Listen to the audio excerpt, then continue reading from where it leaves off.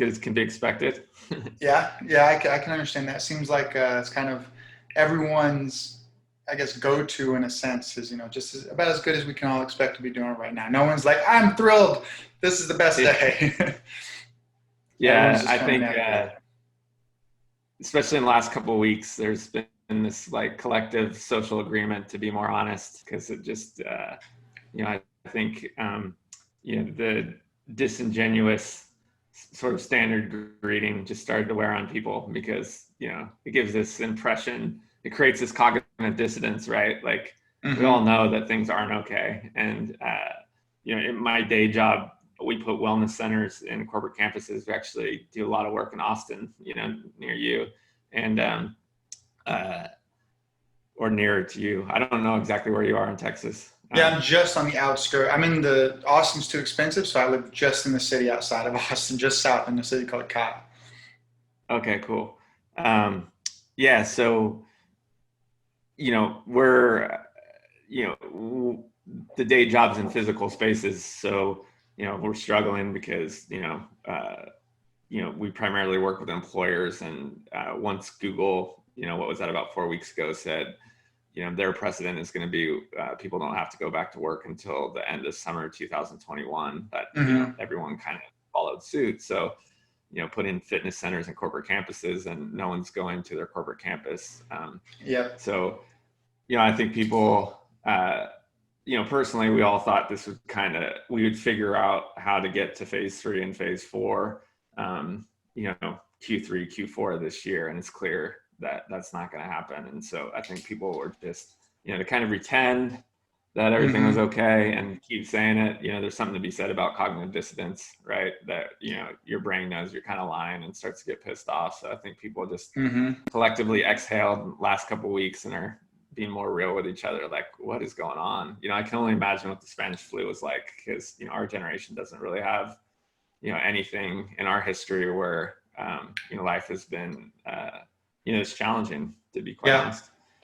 Yeah, well, I mean, you almost have to wonder, maybe it was slightly easier then, just because lack of communication, lack of no social media, no panic, the fear porn online that didn't exist for them back then. So it might be more scary in the sense that they don't know what the hell is going on, but at the same time, there's a little bit, ignorance is bliss in a sense, Sure. So who knows? It might have been maybe that would have been an easier time to get through a quarantine than now. Before Although we it's go funny you on, say that, and I know we don't want to stay on this topic, but no, no, go ahead. it seems like, at least most of the stuff that I've kind of, skimmed through is related to the Bay Area, but, through newspapers and social gatherings and things of that nature, I get the sense that it's really only the medium that's changed. And to your point, the velocity and the amount of information you have access to.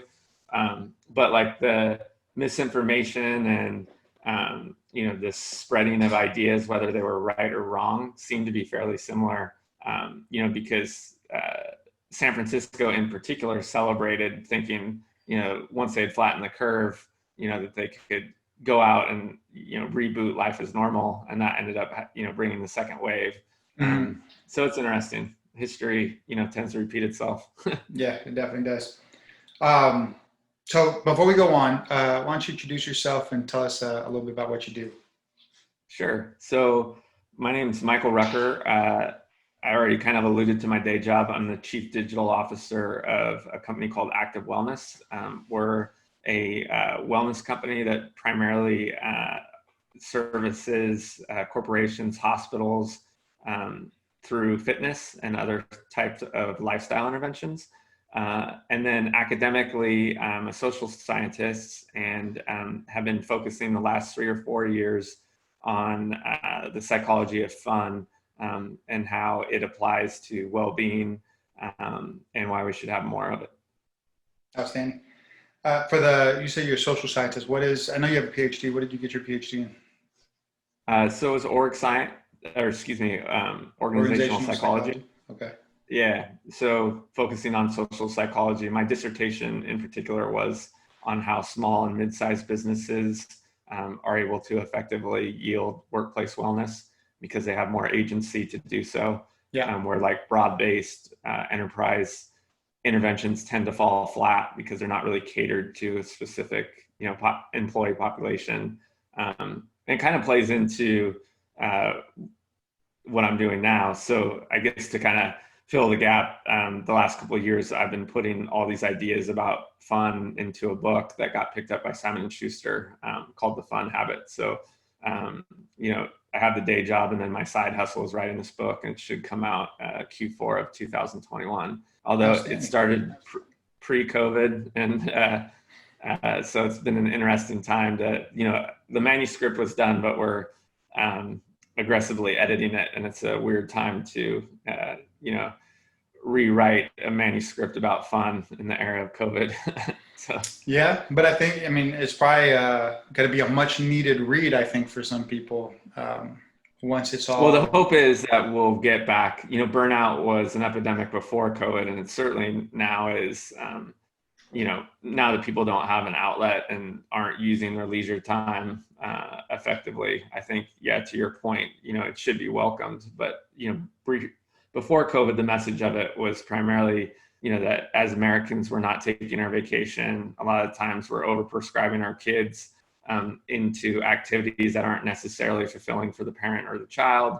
And then, the overuse of social media and things of that nature, we tend to, live vicariously through other people's adventures and think, we get that small dopamine hit as we, sort of scroll through it, but we're not really fulfilling ourselves with anything. And ultimately that leads to, nothing that we can kind of use to savor or build upon.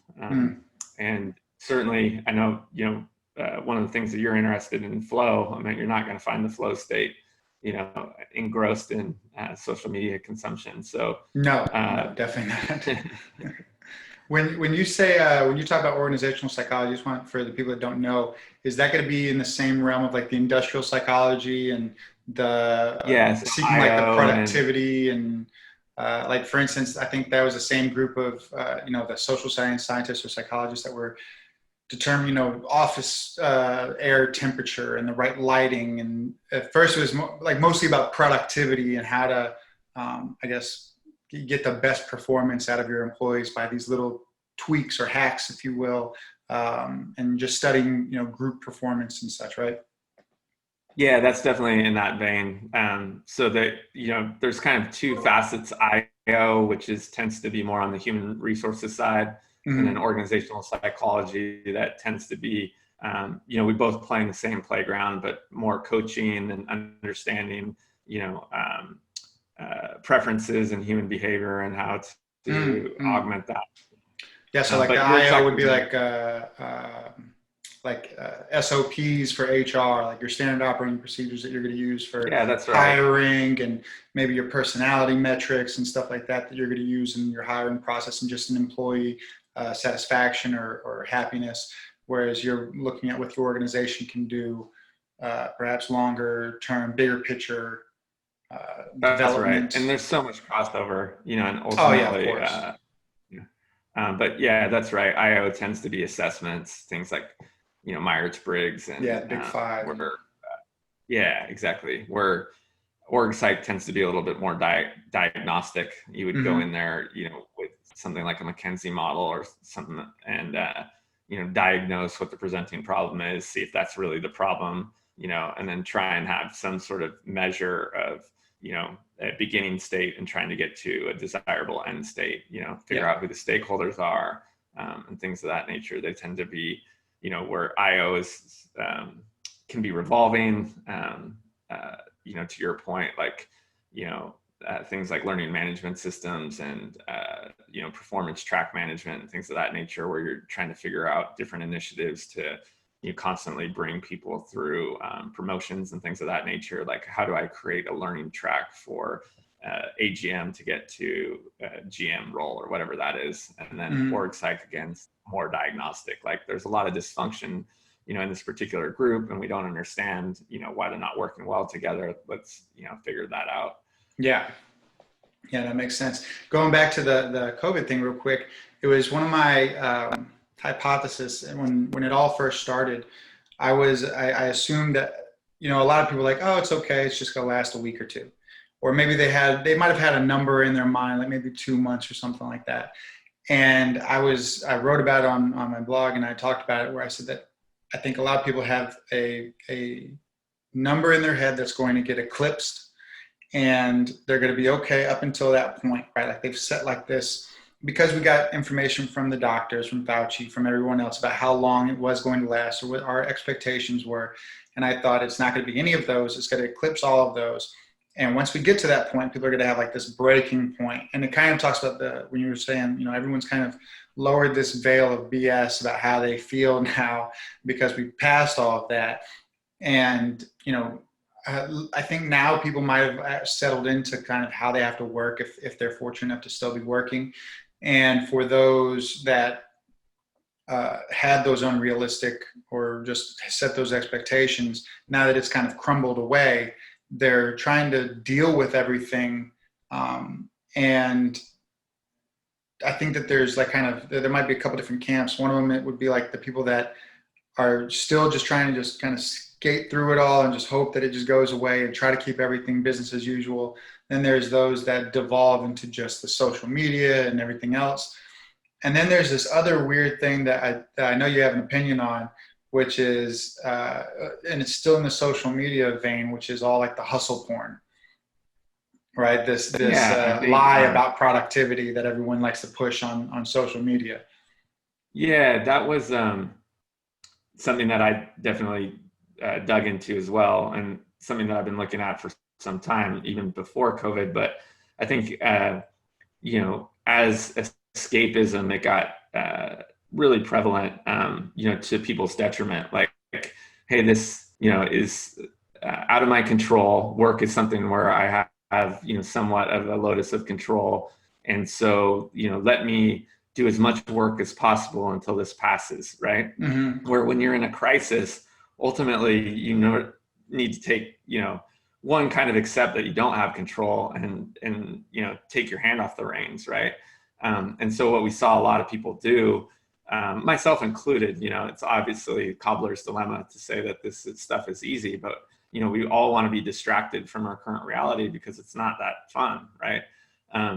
And so, you know, getting absorbed into something like work, you know, certainly can sort of displace it. The thing is, you're not giving yourself that space to sort of accept the fact that things are uncomfortable right now. And ultimately that's going to build up over time as you're not, you know, really facing the fact that, you know, things do kind of suck and we need to talk about it and sort of accept it and understand, you know, how our habitual behavior is going to change because of it. You said you're fortunate that it wasn't that, you know, disruptive for you, but, you know, especially as we get older, and our plasticity sort of, you know, begins to diminish, we find a lot of comfort in habitual behavior, you know, that drive to work, that cup of coffee you get from your friend, you know, seeing colleagues. Our brains really like that because change is hard. So that's why, you know, in our 20s and 30s, we like to put on a backpack and, you know, because it's exciting, but it also expends a ton of energy. And so, you know, we know from all sorts of things that, you know, when someone's sort of in a mental crisis, one of the best things to do is get them on a routine, because you don't have to expend so much mental energy. Well, what has happened, you know, this consensus reality that we lived in before COVID got completely displaced, right? So to your point, you know, you rattled off like 3 different sort of ideologies of how people are accepting this. I would posit that there are a ton more. As people are trying to, you know, figure out their how they kind of now perceive this new reality, you know, they're going to go out and look for confirmation, right? And it's not like there is a ton.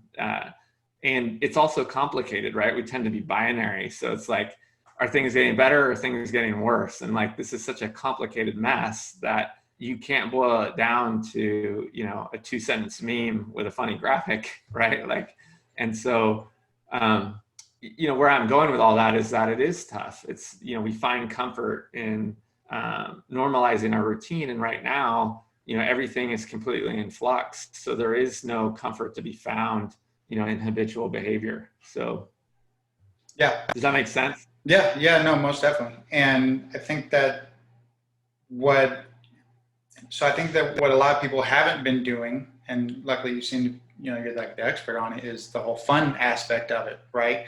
And because I think that fun is like the last thing that a lot of people are thinking about right now. They might have the escapism mentality that you're talking about. Maybe they're focusing on their work, productivity, their families and such. And, in the last podcast I had, I was talking about that this is like a good pivoting moment for people to change, with something that they don't like in their life and pivot away from that.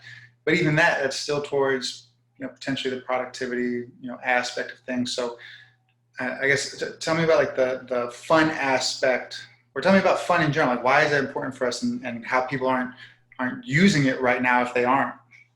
Yeah, so there's two answers to that, because previous to this, we would have really focused more on, that habits are entrenched and are you finding enough time for renewal, right? So Mm-hmm. the commonality is to start with, especially as Americans, we know that we're overstressed, right? We were working too much. Again, we were creating responsibilities if we have children, instead of sort of finding opportunities for mutual joy or individual joy. Mm-hmm.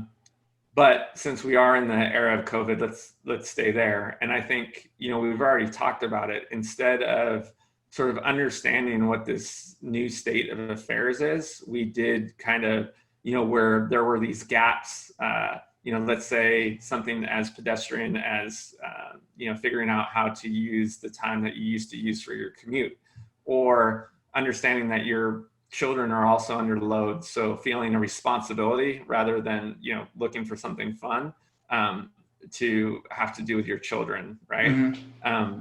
All of these become responsibilities, and you're not really finding time for renewal, right? Mm-hmm.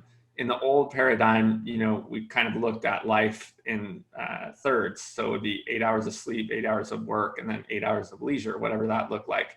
With work-life balance now being more like work-life blend, because we're this kind of always on culture, what ends up happening is everything is sort of scheduled around some sort of responsibility. And so when we look at fun, it's really that disconnection from feeling like we have a sense of duty for whatever that is, right? And so we need to look at what we're doing critically, like, is this really fun, or is this something that I feel obligated to do, right? And so we can start with some of the easiest, which is that will feel like, scrolling on social media. And I always need to have this big asterisk that I'm not villainizing that per se, because, there's a lot of good things, still feeling connected, people that like certain activities, using it for research, things of that nature, where if, in moderation, it's certainly a really helpful tool. I love it myself.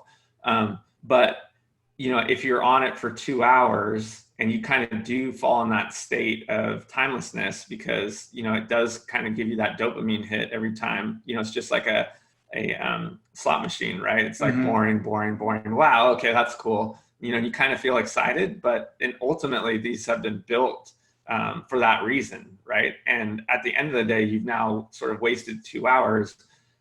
Because if it's not something that really lights you up, you're not going to remember it, right? And so Right. time starts to shrink, or perception of time starts to shrink. So back to why fun is important, is that fun really should connect with something intrinsic to what you're doing, right? And so looking for those opportunities in your 168 hours within any given week of, hey, how much of this, I like to break it down that way. I don't want to over quant it or make people feel like, there's some system that they need to prescribe to. Mm-hmm. But if, you can't find 14 hours of that 168 where you're like, this was just a really good time for me, right? Then that's probably a problem, where you should, be more critical of, okay, what are the things that I'm doing that aren't lighting me up? And are there opportunities to either use that for renewal, or opportunities to really do something that I enjoy? And the thing is, like, we talk about it like, oh, life's okay. But then when you look at it critically, there are opportunities to, increase the amount of joy in our lives. And so just Mm-hmm. these like subtle changes and being mindful of how you are spending your time can have huge impact. Yeah. No, I think that's. I think there's like some people might have like a dilemma with part of that, and I think you hit the nail on the head when you said you don't want to like prescribe like a certain amount of time or something like that, but just for people to be conscious of it. because I know some people that if you were to tell them, hey, you need to make sure you do this, that, this amount of fun in a week or something like that, like it'll become a task all of a sudden, and the whole fun aspect kind of gets taken out, right? Like it becomes a practice instead of that intrinsic just fun of doing something, right? Having, I, I guess, somewhat of an intrinsic motivation to want to do something, just for the sake of doing it, for the sake of it being fun for them, right? And like so, I'll give a good mhm. an example that I see, and again, I think it's because of my stage in life. I try to make what we talk about as general, so that it can be generally used. But I think the sandwich generation, folks that are dealing with parents and children, are some of the most at risk at burnout. So it's where Yeah. I have, where I've done a lot of research. And so parents will create an opportunity for their children to have fun, and they'll want to believe that they're having fun too, but ultimately they're not, right? And we know this from, kind of the godfather of flow is actually the godfather of these types of studies too, where Mhm. we'll do random check-ins with folks about, how they're spending their time and how they feel. And if there's this sense of duty to spend time with your children, you'll think you're having fun, because like you're watching them color, and there's this transference of joy because they're doing it, but it's not really lighting you up. You're sort of, it's just time babysitting, really, right? Even though you'll talk about it in terms of, oh, well, this was opportunity to have fun with my child. And so instead of that being something that's fulfilling, again, it's just more work because it's a sense of duty of being a parent. And so you can look at opportunities, something as simple as getting one of those adult coloring books, that if that's your thing. And again, right, this is where, some of this becomes challenging because fun is so, it's perceived by an N of one, right? I mean, it really is distinctive to the individual. But let's say you also enjoyed coloring. It could be as simple as getting one of those adult coloring books, which a lot of people enjoy, and actually participating in the activity. I did that with my own daughter where, and it was actually a little bit counterintuitive, but pre-COVID, I realized that I was taking my daughter to dance class, and I was just sitting there kind of on my phone, half watching her, half kind of just wasting time and using it as an opportunity to, so that I wouldn't have to drive back and forth. And I was like, you know what? She's at the time 6 or 7. And, it's not like this isn't anything where she's gaining mastery that's going to like lead into something, like right now, it's still just fun for everyone. If anything, it's just an activity. And so I investigated a little bit deeper, and for $10 more an hour, I could hire a private instructor where I could actually do some of it with her. So we're doing this engaging activity. I'm having fun. She's having fun. And she's still, doing everything that was meant to take place is still taking place. It's just, there's more engagement. I'm spending more quality time with my daughter, and I'm actually engaged in the activity. So that's personal to me. The coloring book thing is just a hypothetical, but if you get just, take it one extra step, like how could I do something that's both fun for myself and the child? Now that's not an hour wasted where you're just like, again, either on your phone, watching them color, or, doing something to kind of, get through that. And so, in COVID, I think that's, people get overwhelmed. Like, how am I going to deal with, am I going to just sit my child in front of a computer, to get through school? Like, how am I going to get all these hours in the day through because I have work, I have all these obligations, where if you sit back and add some innovation to it, you can, create, if nothing else, 1 hour a day. That's something that you want to do. And it might mean reverse engineering it, right? Like, being a little bit selfish and going, okay, this is going to be fun for me. How could I integrate my child into it? Yeah. I think it's immensely important. And, as much as people, like you said, a lot of people are burning the candle on both ends. A lot of people are still trying to be really productive. Maybe they've started a side hustle now, or trying to create their own business during all of this because they need some extra income, something else, right? So a lot of people, not only are they worried about, just their basic needs, being met, but they've maybe have taken on something else, or maybe family had to move in with them. Who knows what, right? There's all these different competing responsibilities and duties, as you said, and there's some people that won't look at having fun as like being part of that productivity hierarchy, or productivity rule set of things that they need to do, of obligations that they have. And while fun shouldn't be looked at, I don't think is like well, actually, no, I take that back. It should be looked at as an obligation in a sense. Like you should, for the sake of your productivity, and maybe you can speak on this, for the sake of being productive, you need to have that fun aspect as well. And that's kind of ties into like what you do with the corporate wellness centers and whatnot, right?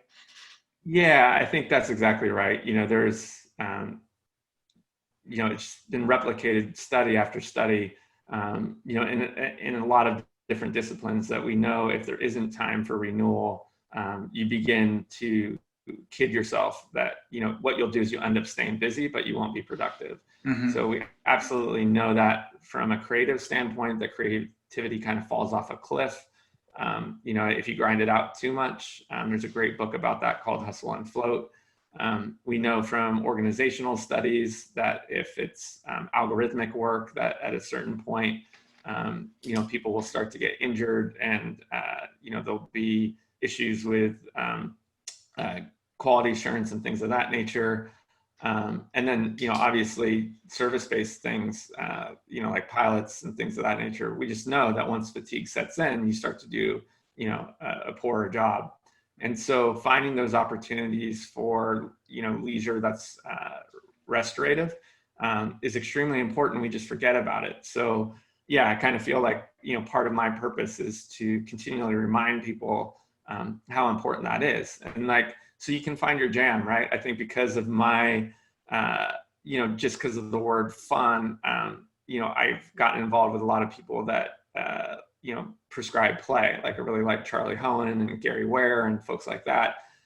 But play is just, one tool in the fun toolbox. Again, it might be, a creative endeavor, like you're enjoying this, right? Like I would assume, even though this is kind of work, it's not a sense of duty per se. You're like, enjoying your time and putting this together.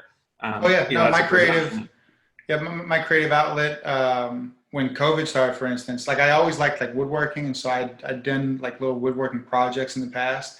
And when this all started, I started, oddly enough, whittling little like figurines and different things like that. Like that became like my, just like something I would do it for like an hour a day. And it was a simple, and I wasn't doing like crazy kind of carvings, just a simple little carving. I could knock it out fast once I learned like the right cuts to make, and then just finesse the technique a little bit more. And slowly but surely I got better and better at it. And that was kind of like the thing that I did for nothing else than for the sake of doing that, because I was kind of broken in my early adulthood, working for. I worked for a venture capital firm, and in that firm, I worked for the president and CEO. I worked directly underneath him. In my first job out of college, I worked for him, and I started off as what would be his executive assistant, and I moved up the rungs, if you will, becoming one of their business consultants eventually. And that was just high stress, high pressure all the time. And I worked with him out of his house the entire time. So it's not like I had to hide away in a corner or something. Like I was on and going all day long. And he would wake up at 3 a.m. He was one of these super high functioning guys. So he would wake up at 3 a.m., go for his bike ride and his run, because he's a triathlon guy, and then start at 7 a.m. for him. He'd have his breakfast, 7 a.m. to like 1 p.m. Then he would take like an hour nap, and I'm just stuck there at his house. Like, well, shit, what do I do? And then after that, he'd come back and he would work some more.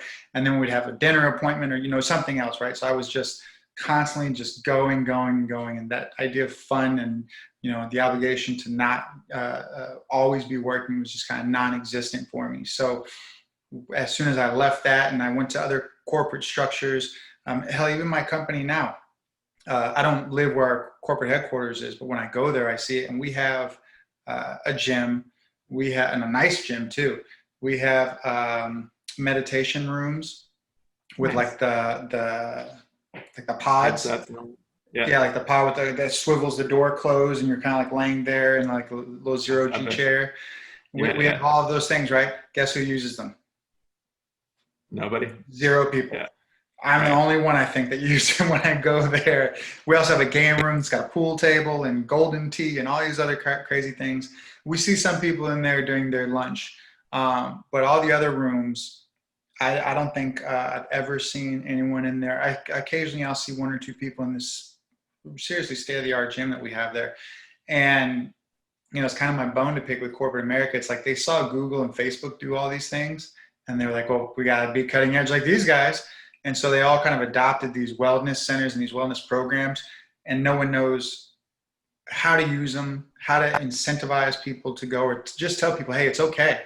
Like my email can wait if this is what you need to go and do. And it's the point where I even see, like, I've heard my own people criticizing people in like the game room or something about like, well, yeah, now we got to wait for his, fucking email to come. They're like just angry about it. And it's like, but there's a reason why he's in there. And I have to believe, like, we hired him, so I have to believe he's not shitty at his job. And there's a reason why he's in there, and you have to learn how to work with that. And I don't think a lot of people understand that just yet. Yeah, I think so. In my own development of these ideas, I've reached out to all sorts of thought leaders, and just part of a self-development practice, had been reaching out to 8 different people a year for over a decade now. But in the last few years, it's been specific thought leaders around ideas of fun and happiness and things of that nature, positive psych. And one of my favorites so far is a lady by the name of Dr. Cook. She's retired now, but she has like amazing ideas around ego and things of that nature. And a lot of her work has been on this idea of linguistics and how, a lot of how we perceive our, the reality in front of us is based on, the language that we've learned. And it's exactly what you're talking about, like this idea of being American and, the American dream, and the fact that, we have to hustle to get it, is uniquely ours. So you look at like, the culture in the UK where you're not going to get as much of that. You have, lower suicide rates, lower, slightly lower rates of burnout and things of that nature. In the Nordic countries, it gets even better, right? Because there isn't that, we don't, the egos aren't as strong and you don't pass judgment.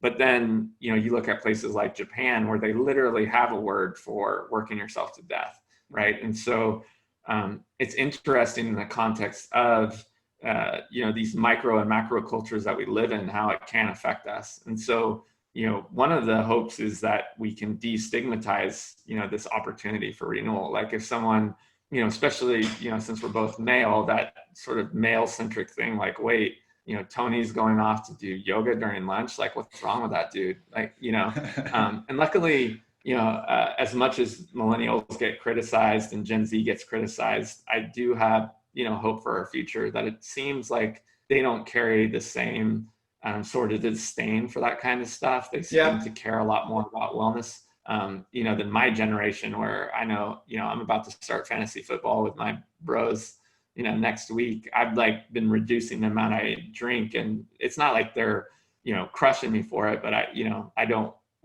just for my own wellness, I've been trying to ratchet things down, and like they let me know, like, hey, your behavior's changing. Like, what's up with that, Mike? And like, so that's like a subtle example, but there's still this, sort of social pressure of why are you, changing your habits for the better, which is weird, right? Like, shouldn't they be like, oh, that's sweet, like, and to your point, like you're trying to get in there so that you can, sort of have more energy and cognitive resources for the second half of your day. And yet you have to think about what your colleagues might be thinking, because they've already explained, given you these social cues, like, hey, we're going to make fun of other people that have gone in there. And so, you'll have to think about that too in the back of your head. And it's just, luckily I work from home, so they know what happen.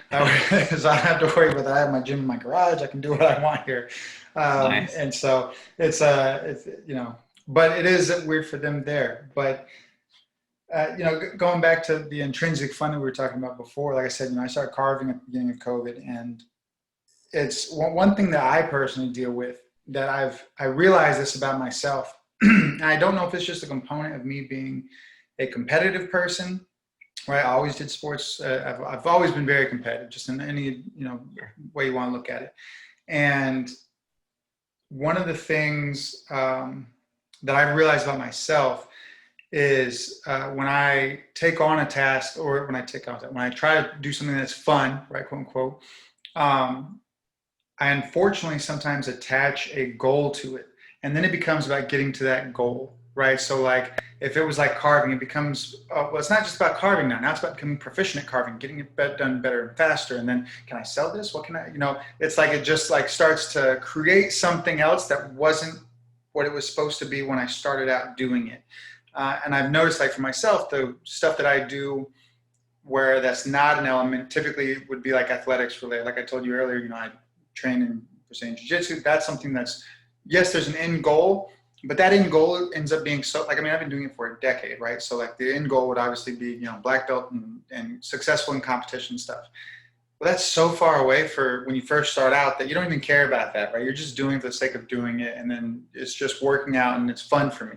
Same like when I play basketball or anything else. But when it's other endeavors, it's a little different. I've been really playing with this topic, and I'm working with a collaborator on the book. So without biasing your answer, I would love to hear your thoughts on that, especially since it sounds like you probably know as much about flow as I do. Because in the context of Cheek Set Me High's ideas around flow and the fact that a lot of sport, I'm an endurance athlete, or was, I unfortunately got a hip replacement a couple of years back, which kind of took me out. But,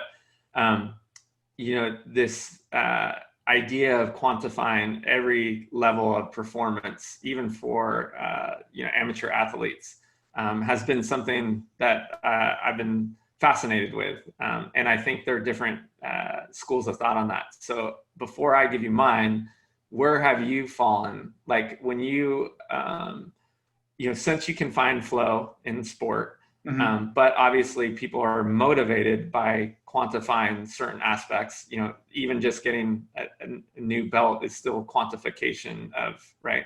And certainly you see that in runners and cyclists all the time. Like, I'm a breaking big a PR fan or something. Yeah, Peloton, and the whole Facebook thing. The whole community, every fifth post is about, hey, I PR'd, or I got my 100th ride or whatever it is. It's always around the number.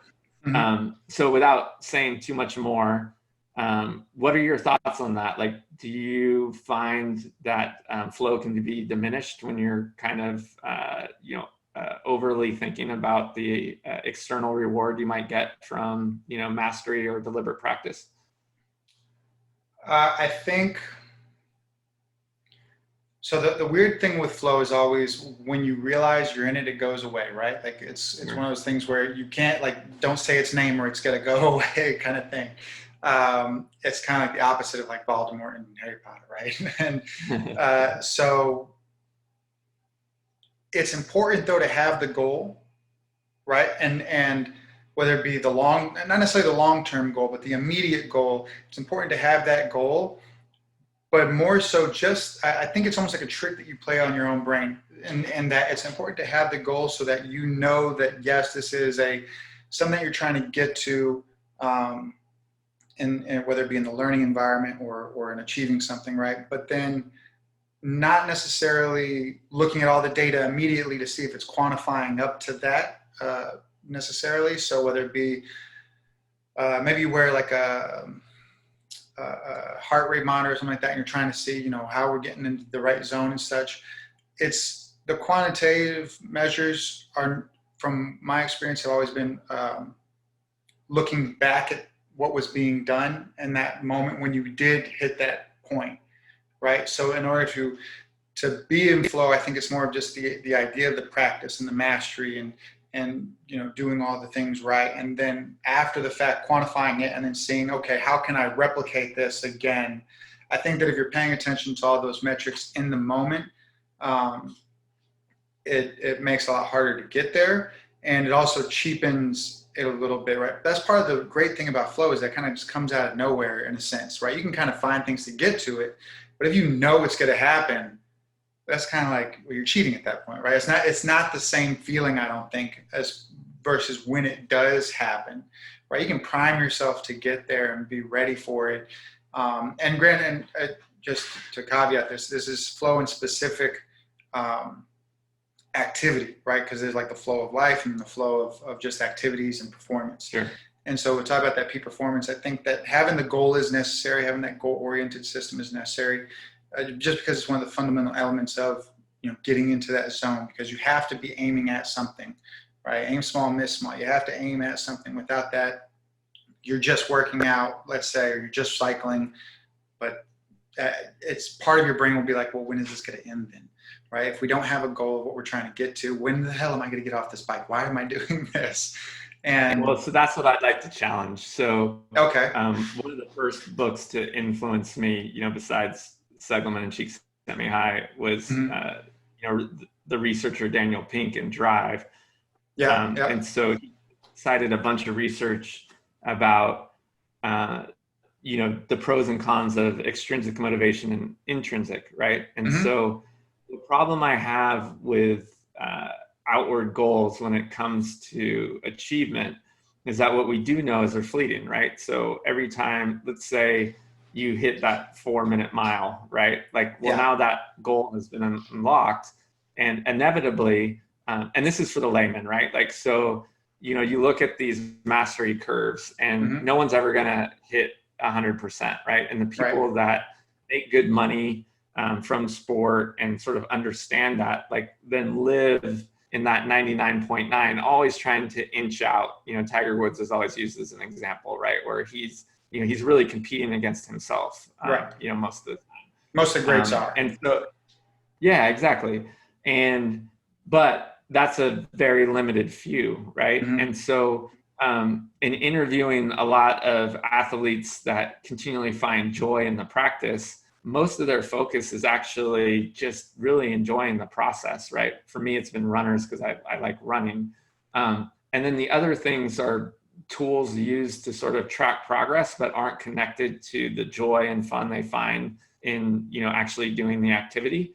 And so I don't necessarily have an opinion yet. What I do know back from empirical research is that when we pin the fulfillment we get from an activity on an extrinsic reward, like hitting a goal or something that's achievable, then that becomes fleeting, because ultimately you hit that and then you have to re-engineer. So that's where I'm at right now with regards to, challenging people that are like, well, I live with my Garmin or I live with my Fitbit. Like, ultimately, our conversation revolves around the numbers and not the actual activity. Which scares me, because then ultimately, the focus is not on the engagement or having fun in what you're doing. It really about the productivity of it.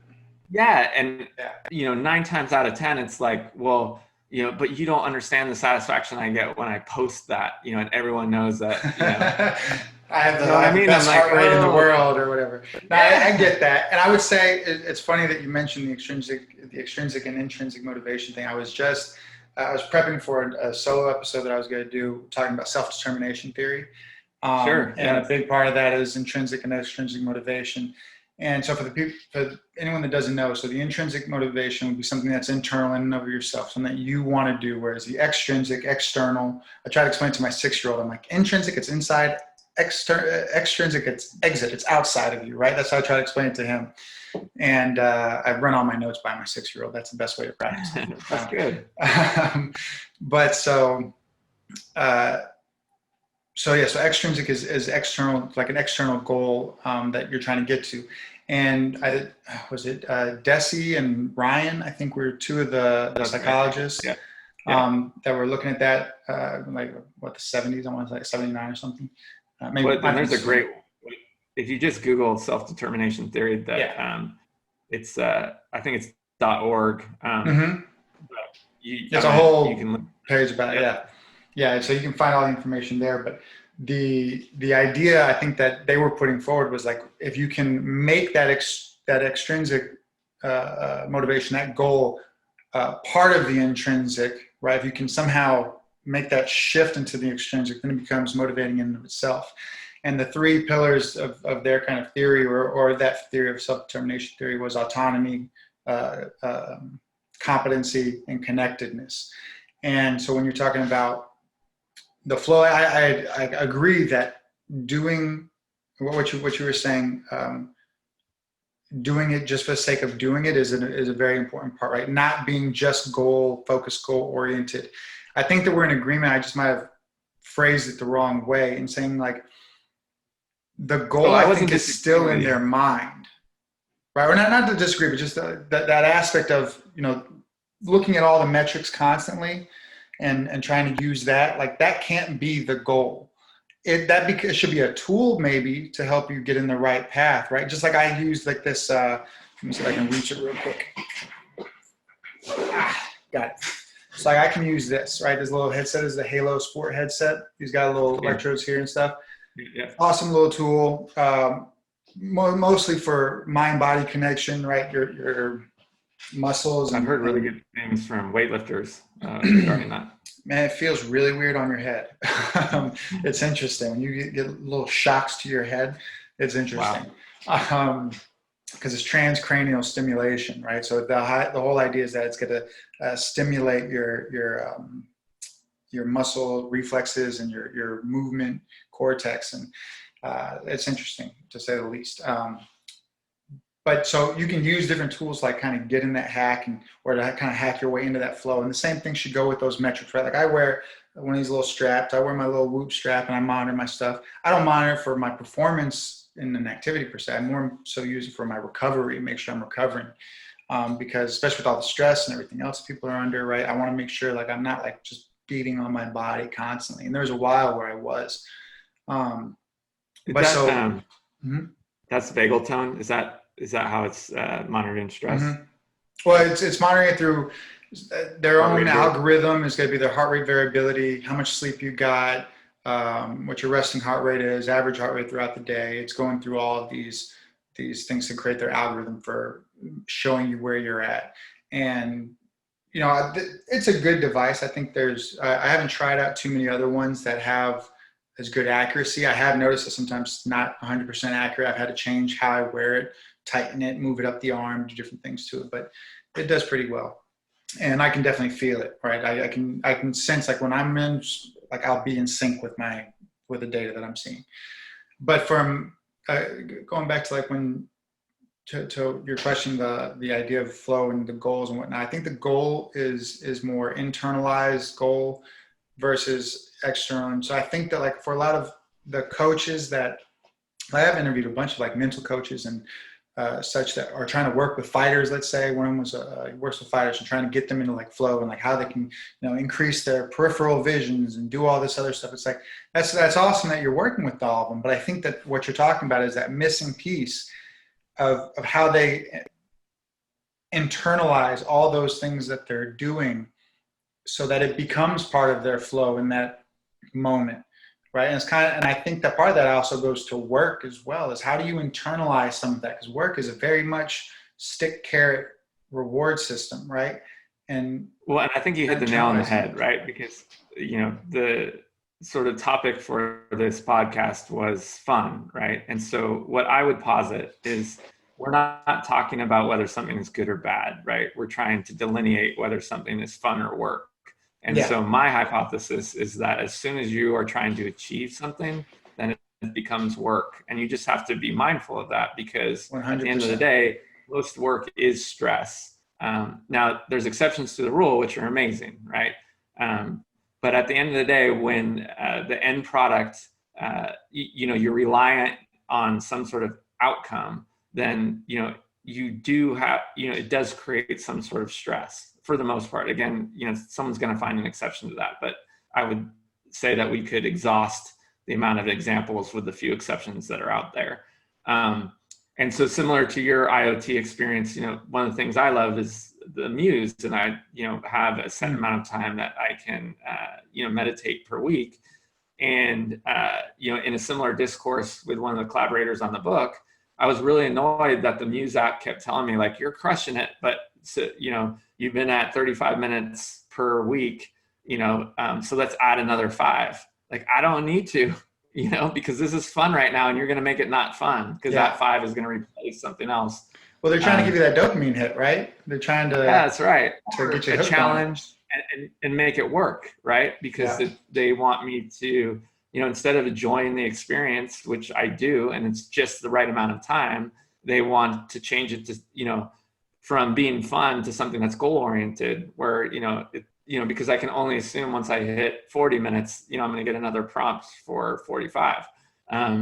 So, the good news is that we realize that this is a problem for the first time ever. I think because smartphone manufacturers knew that a deluge of bad science or good science, but bad news for them was going to come out in the next few years. That especially Apple and Google will be like, you're doing, even if it's IoT, right? Like, hey, you're on your Muse an hour, you're on Chrome for 3 hours, you can be a little bit more mindful if something is, too consuming. But, to get us back on track, like ultimately, I do believe, backed by science, that once something truly becomes goal oriented, even if you do, find enjoyment in the activity, it has moved more into the work realm. Even your examples are professional athletes that are trying to achieve a goal at the end of the day and are likely to do a lot of things that aren't enjoyable to get to that goal. Yeah. And it doesn't have to be all fun either, right? I mean, part of getting to a goal, if the goal is that, it's got to be work. You have to work your ass off if you want to get somewhere, in especially in professional athletics, right? And it's not always got to be fun. And, I'm telling you, it's just funny how so much of what we're talking about kind of coincides with what I was writing for another episode, because I was talking about the premise of the other episode was an effortless life isn't effortless. It requires effort. It requires leaning into some hardships and embracing a little bit of the suck. And the idea of like, do what you love and you'll never work a day in your life is bullshit. Because you're going to work, you're going to suck it up sometimes in that process. And one of the big things that I mentioned, I haven't mentioned yet, I just wrote about it though, was like the issue that we have in the US with burning the candle on both ends, essentially, and just unhappiness, to put it lightly, where, what was the term? Let me see, I wrote it down here. It was white males in their middle-aged white males, I want to say, were committing suicide like 30, what was it? I have the notes here. We can just agree that it's especially ridiculously high. Yeah. Yeah, and just the it was something outrageous, like 30, like 300 or 3,000 out of 100,000. It was a very high number. And then, Western world, we also have more depression, more anxiety, more all of this, bad things going on. And what I was connecting it to at the time was, it's not about your wealth. It's not about your status in life. It's not about that. It's to really understand, we should look at the self-determination theory, intrinsic motivations, extrinsic motivations, and what you have, control of, the autonomy, the connectedness and competency and whatnot. And I was trying to tie those ideas together to talk about that aspect of it, and like leaning into the hardships and the effects of dopamine and how that affects us, right? Because from a neurochemical perspective, that has a huge controlling factor in kind of what we aim at and what we do. But I think that your work and what you do is immensely important, because as much as life has to be work, it should be fun. And I think you said at the beginning, not to quantify, but I think people should do that to a certain extent. And it's a really good exercise that I like to tell people to do sometimes, where I say, okay, if there's something you're wanting or that you don't have, measure it. And so, like, for instance, and unfortunately it tends to be about sad or bad things, right? But like, for instance, let's just say my grandfather, for instance, right? I typically see him once or twice a year. He's getting older, no doubt about that, right? He's in his 80s. And so the exercise that one could do, and to try to make sure they're quantifying things, like, okay, if I only see him once or twice a year, he's got X amount of years left. That's X amount of times I get to see him, right? Is that number 10? I only get to see him 10 more times. Like, that really sucks. Okay, I got to make more time for this. Or if it's, playing with my son, my son likes to go fishing. So if I'm only taking him out to fish 2 hours out of every month, let's say, then I'm only fishing with him 24 hours in a year. So I'm spending one day a year fishing with him, doing an activity that he really likes to do and that I really like to do. And that's that involvement, like you are with your daughter in the dancing. Like, okay, no, I got to figure out more time to be able to dedicate towards these things. And if people start to quantify their life in that manner, and I'm not saying to be super rigid or hard on yourself about what you're doing, but sometimes you just don't know what you're really expending all this energy on. And it's good to kind of get that into perspective and then chunk accordingly, or Yeah, where so you there are a see couple that you're things there, lacking. right? Yeah, so you're exactly right. I think, um, two different things. So one, is being able to zoom in and then zoom out, right? So Mm, that you're not like stuck, to your point, like, oh my gosh, I got to spend 40 hours this right. year, like that you need to spend a little bit more because it brings you joy, right? So that's one of the things that I advocate is just, being mindful of how you use your time. And that only requires, you checking in with yourself, and being honest. Um, I'd like to circle back on something that I found fascinating, that will be in the book, and that is one of the things that we found in the last decade with regards to dopamine that is very telling is that dopamine is actually an agitator. So Mm-hmm. when especially in product design and things that casinos have known for a long time, is that it's when we talk about dopamine being this feel good chemical, it's actually for eight, I don't want to make up the number, but for a majority of the people, it's actually that anticipation of reward that starts to build up that dopamine. And so once a goal is achieved, so let's go back to like running and you hit that PR, on your device, then the dopamine starts to dissipate. So what we found is that what we think is bringing us joy is really the anticipation of a reward rather than the reward itself. There's a great book about all of that, neuroscientist from a gentleman out of Johns Hopkins. The book's called The Compass of Pleasure. And he really does deep dives into that. And so, what you talked about with regards to, having a carefree life requiring a little bit of work is getting past, the way the brain tricks us and thinking of like, oh my gosh, I'm about to hit that, oh my goodness. And, you really feeling good. And then you hit it. And then that dopamine dissipates and you don't understand, why you're not feeling as good as you used to, versus understanding that chemical mechanism and then going, okay, I'm not going to, get myself to a 10. What I'm going to do is, sort of level out my frequency and stay at a 7 the whole time, which Mm-hmm. once you're mindful of that is actually a much better state than sort of these ebbs and flows. Yeah. Depending, some people who, tend to like, manic behavior might enjoy those 10s. So it's not for everyone. Some people do like peaks and valleys. Yeah. The second is one of the neurochemicals that we don't talk about enough is oxytocin. And that really Mm-hmm. comes from, engagement with others. Mm-hmm. So another problem with these devices and social media and things of that nature is that we think we're connected, but we're not really, right? Like you're not getting any oxytocin by living vicariously through your friends' experiences. Nope. And so you're devoid of that and you don't understand why you're lonely. And the same thing goes with, someone who's running with a group, but the whole time is just staring at their watch because they're worried about their, mile per hour rate, or, again, they're losing that sense of connection, and displacing it by, waiting for that dopamine hit of the potential of a reward. And so these are some pretty provocative ideas that, have been empirically validated over the last decade that I think will help folks like you and myself that are, paying attention to these ideas like, oh, wow, okay, so dopamine really isn't a feel-good chemical. It's really an anticipatory, type of chemical. And there's some cognitive error there when we, strategize around dopamine.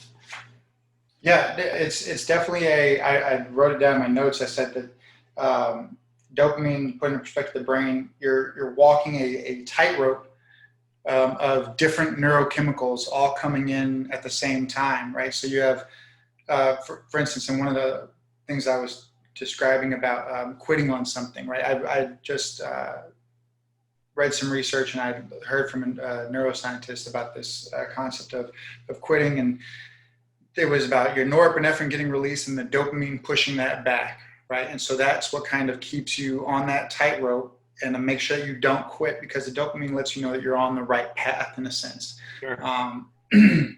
But as you're saying, it is very anticipatory.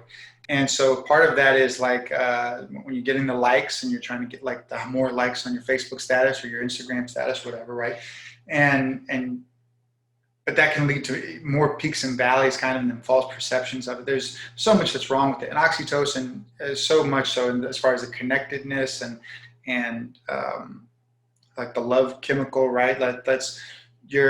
It's such an important part of it, whether it be just in your home, with your family, with if you're a leader, making sure that your team is feeling that as well. Like I remember posting one time, I said that the greatest drug dealer in the world deals dopamine, oxytocin, serotonin, and endorphins. That's the most successful drug dealer in the world. They'll be that person that can do that, because they'll have everyone around them loving them and the most productive people in the world. And that's really what you want to get to.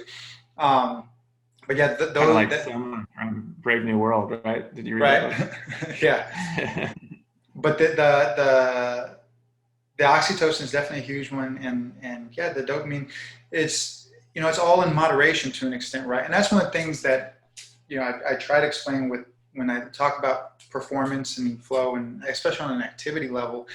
But something that's important for everyone who's listening to this or any of these other kind of related podcasts and trying to get this information is it's not just one thing, right? These are all different elements of a much larger picture that you can incorporate into life. And there's no prescription that we can say, well, it's this and it's that and it's this amount of dopamine and that amount of serotonin or anything like that. It's all subjective in a sense to how you're living, how you want to live. And at the end of the day, in my mind, what makes your life worthwhile and happy, although I don't like to use that word, worthwhile or meaningful. And part of that in this context, with talking with you, Mike, is having fun. And because if you can't have fun in life, I don't think you could categorize that as worthwhile or enjoyment, right? As far as a life is considered. Yeah, I think one of the parts that I think is important is to look at the context of people that are in later stages of life and what they regret. And almost all of them, when their life has been too revolved around work or duty, regret not indexing more experiences. And there's a whole host of reasons, I know we're getting close to the end of the hour, but there's a whole host of reasons why you do need to live a more balanced life if you don't want to have regret, at the end.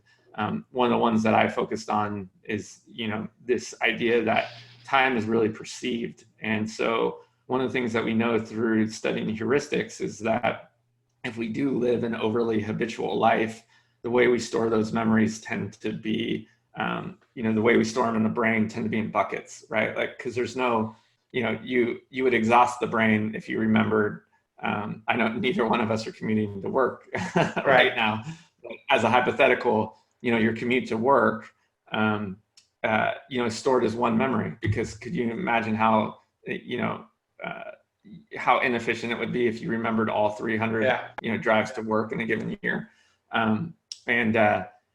But the problem with that is that if you don't mix it up, then your brain stores that as one moment in time. And so what we do know is that people that have a rich set of experiences as they're looking back on their life, are like, they remember that trip to Disneyland, they remember that, trip to Uncle John's house, they remember that amazing time on the lake with their son, and so you have this rich catalog, index of memories to look back on, and you live less regret, where, people that have, let's say, stock traders or whatever, I don't know why, I think because you mentioned VC, but, someone that, in all contexts, from a superficial standpoint, made a lot of money, did some interesting things, but at the end of the day, did those things 12 hours a day, 6 days a week, will look back and go, what happened to my life? And so that's where I think fun is important, because those are really encoded as rich experiences if you're truly having fun in that moment. And when you do look back, you won't, your later years, you'll have all this time to savor and relish in a life well lived, rather than go, whoa, what happened? Like, this feels like, it happened like that. Yeah, And you're just a passenger in the car, and you didn't have any control over it. Yeah. Yeah. Well, no, I think that's an excellent last takeaway point there, and I think that, I think what everyone should take away from is just make some time for fun. And I think a really important point that I want to make sure that everyone really understands too, or that we just drive home one last time, and you mentioned at the beginning of it, of the podcast, is it's okay, always up to an extent, right? But it's okay to be a little selfish with your fun as well. It doesn't have to always incorporate the entire family or your spouse or someone else, because then it becomes duty, it becomes obligation, and it's not just fun for you. It's not your unwind. It's not your renewal time, because you're still spending, that mental energy trying to please or watch after or do something else for somebody else. And I'll give you a quick example. When I used to like to, at least, sometimes go to movies by myself, or I would like to go somewhere by myself. And whether it be my wife or somebody else that asked me, they didn't understand why. And it was like, oh, that's a little weird. And it was like, well, no, I don't want to worry about if you're happy. I don't want to care or worry about what you're doing. Are you happy? Are you bored? Right? I don't want to have that in the back of my mind, because I'll be thinking about it if you're there with me.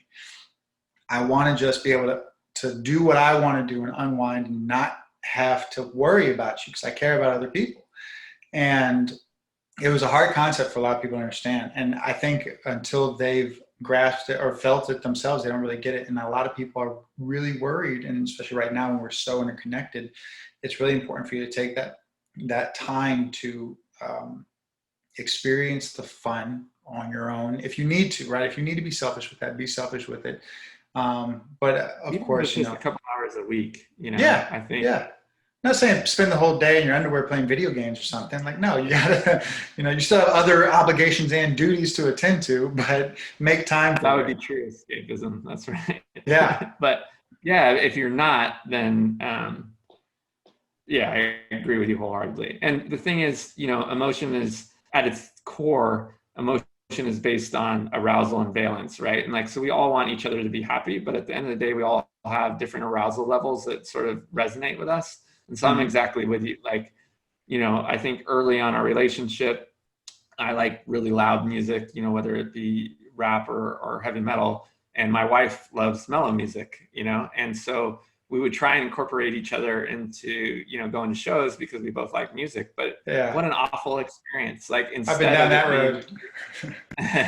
My wife loves Dave Matthews Band. So that's, I'm more in your camp. So that's an extreme hard thing for me to go attend. Yeah. But so what you're doing is soul sucking each other instead of, giving yourself this opportunity to, for true enjoyment. And I think when, couples can identify that, and to your, it goes right into SBT, SDT, self-determination theory, whether you want to call it autonomy or agency. Once you have that, you're able to, it'd be a lot more fulfilling. And then if you want to take it a step further, because you feel like you have to incorporate your partner, then you can talk about it. Like, oh yeah, the concert was so awesome. And if you are truly in a loving relationship, your partner is going to be stoked, and then you have to, give back and listen to what the Dave Matthews concert was like. Yep. And, just relish in the fact, that's awesome. My wife had a great time, instead of you're stuck at the Dave Matthews concert and she's like, I wonder if he's having a good time. And you aren't having a good time.